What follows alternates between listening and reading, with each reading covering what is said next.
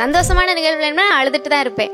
ஏன்னா நான் அந்த ஹாஸ்டல் அந்த இதுலயே வளர்ந்ததுனால அவங்கள மாதிரி நார்மலா வளர்ந்த பீப்புள் மாதிரி என்னால சந்தோஷமா வாழ முடியல. இல்ல என்ன ஆச்சுன்னா ஏன் சந்தோஷமா இருக்க வேண்டியது, எங்க போச்சு உங்க சந்தோஷம்? அதுதான் சார், எனக்கு ஒரு தாழ்வு மனப்பான்மை. ஒரு படம் பார்த்தா அழுதுருவேன்.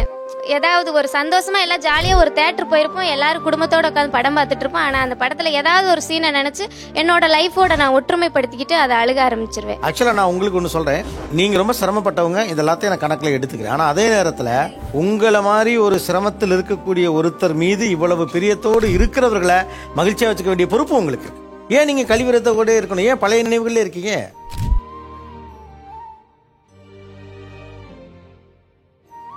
இவங்க எந்த பழைய நினைவுகள் எல்லாம் விடணும்?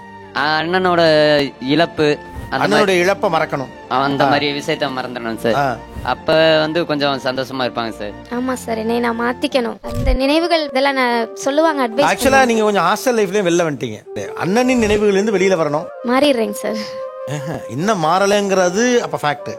ஆமாங்க சார். அப்ப 9 வருஷம் ஒருத்தர் மாறல அப்படின்னா அது சிரமமா கூட இருக்கலாம். அந்த இமோஷன்ஸை கூட நான் ரெஸ்பெக்ட் பண்றேன். ஆனா இழந்து போன அவரை பத்தியே நீங்க யோசிச்சுட்டு இருந்தா சமகாலத்துல ஒருத்தர் இறந்துகிட்டே இருக்கான், லைஃப் இழந்துகிட்டே இருக்கான்ல 9 வருஷமா. அந்த பையனை பத்தி நீங்க கன்சிடர் பண்ணணும்ல. வேணாம்ப்பா, மனசு சரியில்லை.